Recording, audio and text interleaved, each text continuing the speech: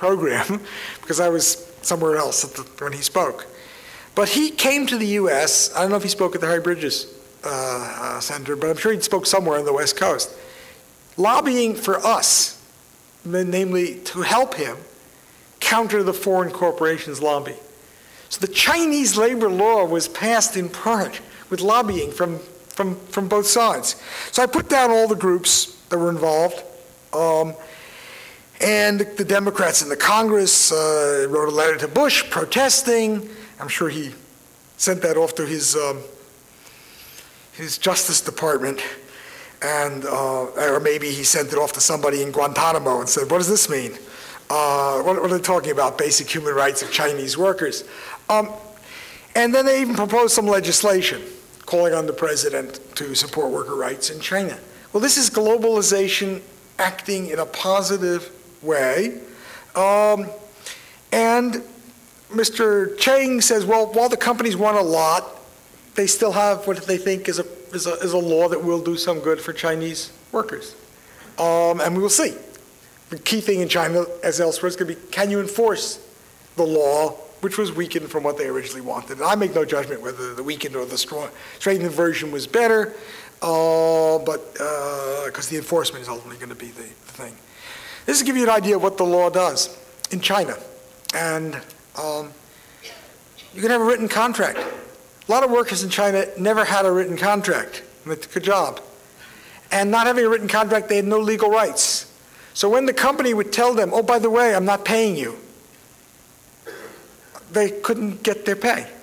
And we know that would not occur, and if you have a major corporation, presumably doesn't do that. They regulate how I can have you a probationary period for forever, which makes you a secondary, worker in the things. Can a worker refuse dangerous work? Well, they were not allowed to refuse dangerous work. Now they can. They may not be enforced again. So I just go down the things, and these are, I don't know, they're reasonable things that were put in the law that will strengthen. Each of these cases, there was a stronger provision, or most of them, there was a stronger provision that our corporations got out.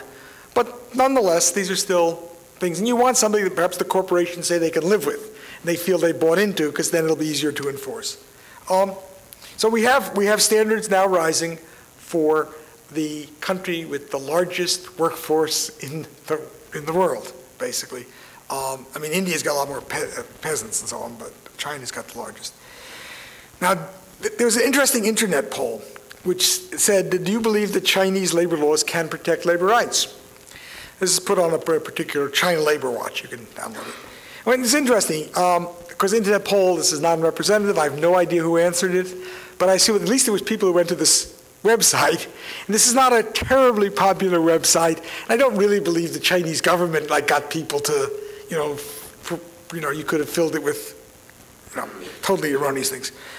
And so it says here, 19% thought the law could do full protection. 39% thought it would give no protection at all. That's because of enforcement. And, you see, it was, 5,000 people, almost 5,000 people responded. And it's a fairly even division, I would say. If people think, well, it's not going to do any good. People think it will do some good. And you could do what you want about thinking about it, how it actually will be. And I have a much more positive view of in the end of this. Because I think, so I took this little book that Kimberly Elliott and I wrote, which said, can labor standards improve under globalization, was our question. And I think the evidence is not only can, but they will improve. It just, there's a lot of work to do it. And people are, doing that kind of work. And it'll happen inside the countries, outside the countries. And without the globalization, I don't think there would be anything like the pressure being put on this. So I have a very positive view of what's going to happen in the end. Okay, I'm done with my discussion.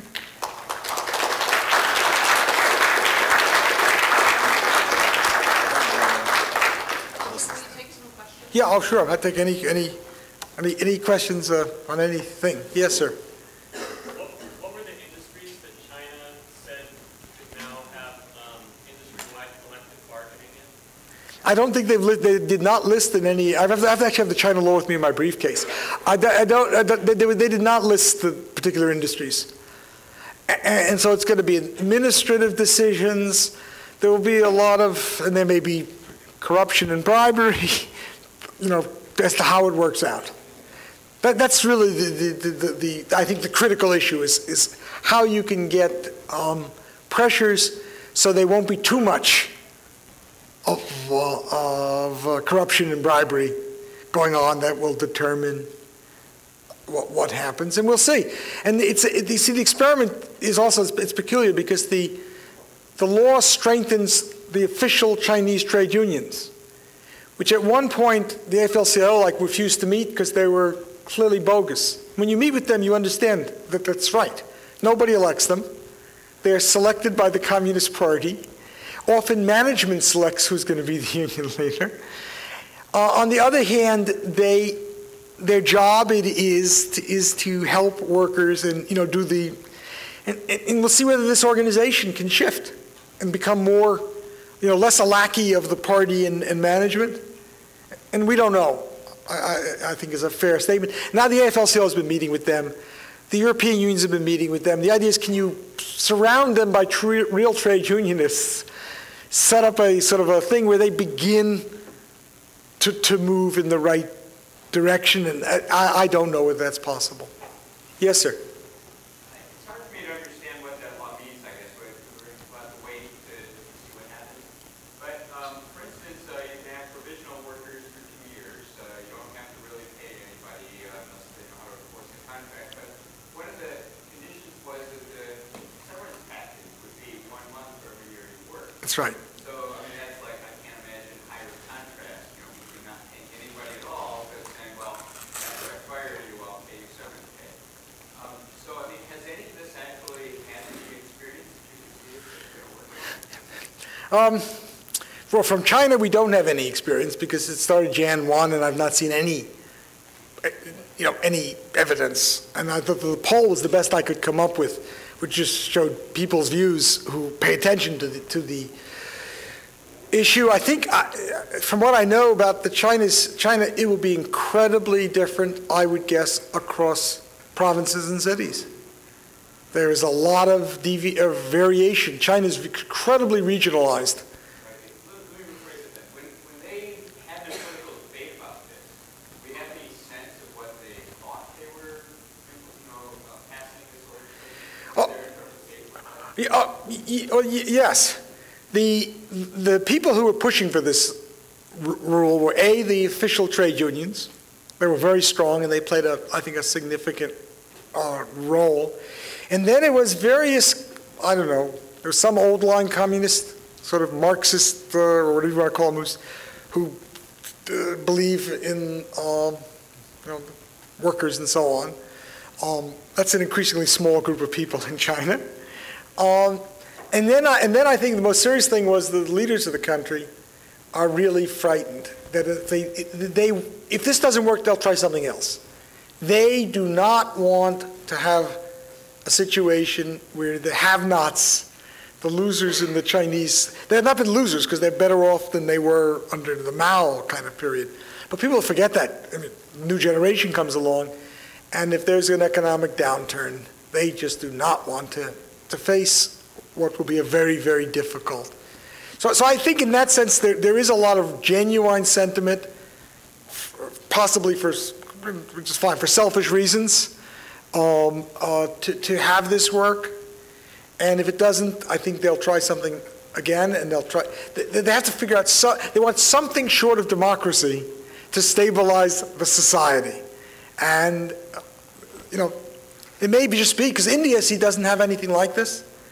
And, we have different sets of things, but democracy means we don't, riot and overturn the regime, and so they could just say, oh, we'll just jump to democracy, and then that gives us the social stability, so that there won't be these protests. I mean, I thought we had a remarkable case of social stability and democracy in Argentina. Argentina, suffered about a 20% loss of GDP. There was mass unemployment. There were serious riots in the streets. There was chaos in the leadership.